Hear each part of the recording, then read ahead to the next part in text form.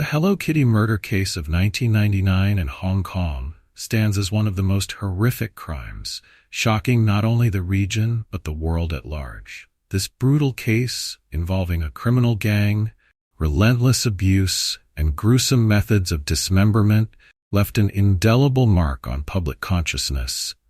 The perpetrators didn't just take the victim's life, they subjected her to unspeakable torture for a month, erasing her dignity in the most dehumanizing way possible.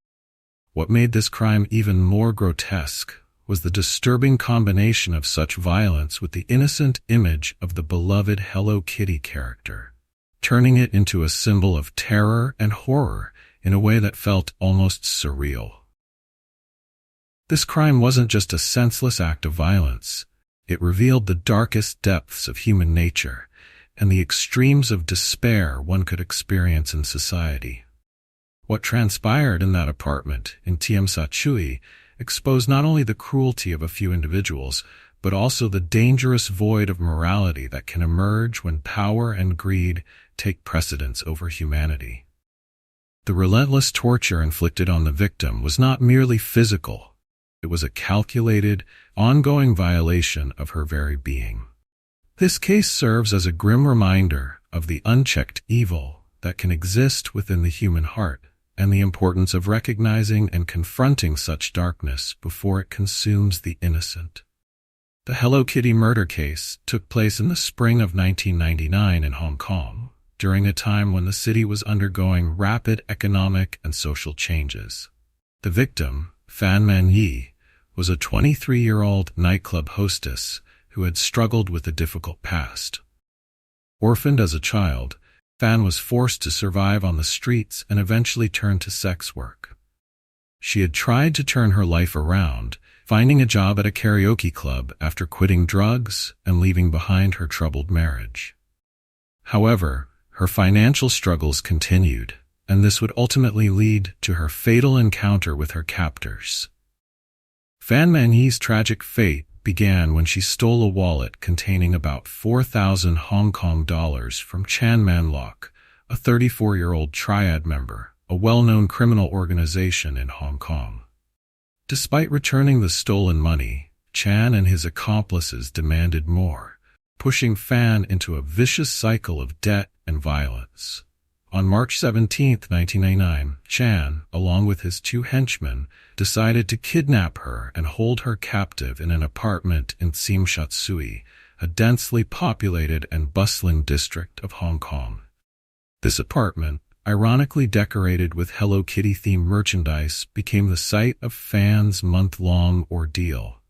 What was supposed to be a way for her to repay her debt spiraled into a horrifying series of tortures and abuses, inflicted by Chan and his accomplices, who saw her as a source of amusement.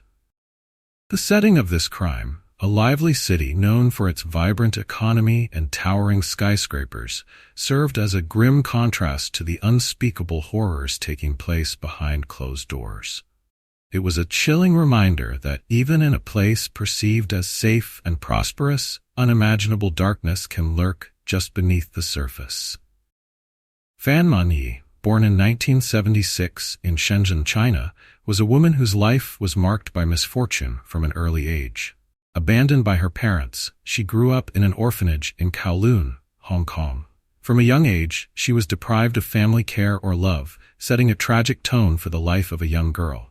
By the age of 15, when she reached the age limit at the orphanage, she was forced to venture out into society with no skills or support. Yet, a glimmer of hope remained. After giving birth, Man-yi decided to change her life. She overcame her addiction, left her profession as a sex worker, and sought a new job at the Empress Karaoke nightclub. She divorced her abusive husband, determined to build a new life for herself and her son. However, this change was not easy. With a lower income, she struggled daily to provide for her child, fighting against the odds to survive. Fate led her to an unfortunate encounter with Chan Man Lok, a man closely tied to the infamous Triad organization, Hong Kong's criminal underworld. Their relationship began with a grave mistake. She stole a wallet containing 4,000 Hong Kong dollars from him. Despite returning the money, Tran and his accomplices demanded more, placing her in a perilous situation.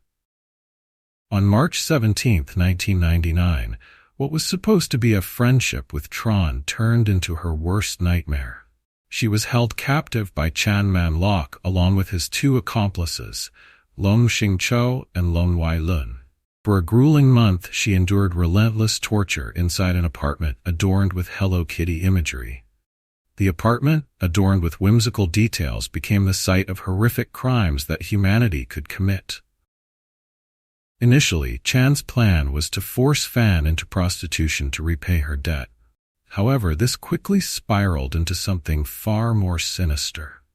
Instead of just demanding money, they turned her into the object of their sadistic entertainment. Day after day, Fan Manyi was subjected to unimaginable suffering. She was beaten, hung from the ceiling, and endured tortures like having hot wax and melted plastic poured onto her body, causing severe injuries. For an entire month, Fan Manyi lived in constant agony, trapped in a nightmarish cycle of pain. Despite her attempts to appease her captors, their cruelty only grew. After weeks of unrelenting torment, Fan Manyi succumbed to her injuries sometime around April 14 or 15, 1999. Faced with a dead body in their apartment. At first, they sat casually playing video games, as if the weight of the crime hadn't fully sunk in. Eventually, they made the chilling decision to dismember Fan's body in an attempt to conceal their crime. They meticulously cut her remains into pieces, boiling parts of her body in a large pot. In their twisted minds, this was the most effective way to dispose of the evidence. The dismemberment itself was gruesome, but what made this act even more disturbing was the cold, detached attitude of the killers. At one point, they even cooked their own food in a pot placed right next to the one containing Fan's remains, using the same utensils for both. The most infamous element of the crime, the reason it became known as the Hello Kitty murder, was their decision to stuff Fan's skull into a large Hello Kitty mermaid doll. While other parts of her body were discarded or destroyed, her head was treated with a perverse mixture of both mockery and indifference. Only a few remains were recovered: a skull, a tooth, and some internal organs found in a plastic bag. The rest of her body had been disposed of across different locations in Hong Kong, leaving authorities with only fragments of what had once been a living, breathing person. The gruesome truth behind the Hello Kitty murder finally came to light in May 1999, when Ah Fong, the young girl who had been part of the gang responsible for the crime, could no longer bear the haunting memories of what she had witnessed. She was plagued by nightmares, in which Fan Manyi appeared, pleading for help. These nightmares drove Ah Fong to confess to the police, despite her fear of retaliation. Ah Fong's confession was not just a fragmented tale of a horrific crime. She admitted to having witnessed every brutal act of torture the gang had inflicted on Fan Manyi. However, her confession didn't come easily, as the police initially doubted her, believing it could be the fabricated story of a traumatized teenager. To support her claims, Ah Fong led the police to the apartment where the crime had taken place, an apartment in the district of Tsim Sha Tsui, Hong Kong. There, the police uncovered undeniable evidence of the horrors Fan Manyi had endured. Although her body had been dismembered and scattered, the remains found were sufficient to confirm the perpetrator's guilt. In that apartment, investigators found the victim's head stuffed inside a Hello Kitty doll, a grotesque juxtaposition between the beloved cartoon character and the brutality of the crime. Alongside the remains and the victim's personal belongings, the room also bore traces of the vicious torture the gang had carried out. The investigation quickly centered on three primary suspects: Chan Man Lok, the gang leader and mastermind of the crime, along with his two accomplices. With Ah Fong's cooperation, the chilling details of the case began to surface. Chan Man-lok and his accomplices were left with no room to deny their involvement in the face of overwhelming evidence and the testimony of the young witness. The truth of the crime emerged not only because of Ah Fong's courage, but also thanks to the persistence and determination of the investigators. The Hello Kitty murder became one of the darkest chapters in Hong Kong's criminal history, and a stark reminder of the importance of justice and the strength it takes to confront evil. The Hello Kitty case sent shockwaves through the community when it was brought to light, and the trial of the perpetrators became the focal point of justice. In December 2000, the three main criminals, Chan Man-lok, Leung Shing-cho, and Leung Wai-lun, were brought before the High Court of Hong Kong. The trial lasted for several months, exposing horrific details to the public. Evidence from the testimony of Ah Fong, the key witness and also a co-conspirator, left the jury and the court with no choice but to acknowledge the brutality inflicted by these criminals. Although Ah Fong participated in the torture, she was only 14 years old at the time of the crime, and cooperated as a witness against the murderers, which granted her protection and immunity from prosecution. Throughout the trial, the three defendants continuously denied the charge of murder. They admitted to dismembering Fan Man-yi's body, but claimed that her death was unintentional. However, the evidence of the brutal acts and the detailed testimony from Ah Fong proved that Fan had endured unimaginable pain for weeks before succumbing to fatal injuries. Ultimately, the jury concluded that all three defendants were guilty. Although it could not be definitively established whether they had intended to kill Fan Man-yi, they were all charged with manslaughter due to their violent actions directly leading to the victim's death. Judge Peter Nang sentenced all three to life imprisonment without the possibility of parole. While Chan Man-lok and Leung Wai-lun are still serving their life sentences at Stanley Prison, one of the most secure facilities in Hong Kong, Leung Shing-cho successfully appealed for a reduced sentence of 18 years in 2004. He was released in 2014, but just a few years later, in August 2022, Leung Shing-cho was arrested again for sexually assaulting a 10-year-old girl, further affirming his malicious nature. The Hello Kitty murder case left an indelible mark on Hong Kong, reverberating through society long after the trial concluded.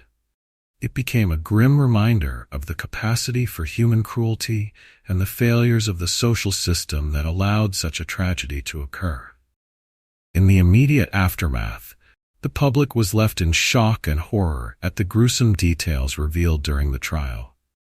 Many questioned how individuals could commit such heinous acts, and why the victim, Fan Man-yi, was ultimately failed by the very systems that were supposed to protect her. The case raised significant discussions about issues like domestic violence, human trafficking, and the vulnerabilities of marginalized communities, particularly those involving women and children. In popular culture, the Hello Kitty murder case became synonymous with extreme violence and tragedy, contrasting the cheerful image associated with the beloved cartoon character.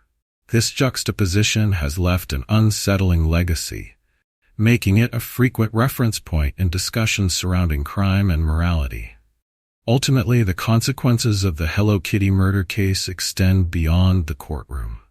It remains a chilling reminder of the potential for evil that can exist in society, urging ongoing vigilance and reform to ensure the safety and protection of the vulnerable. The legacy of this horrific event continues to provoke thought and discussion, calling for empathy and action against the forces that enable such tragedies to occur.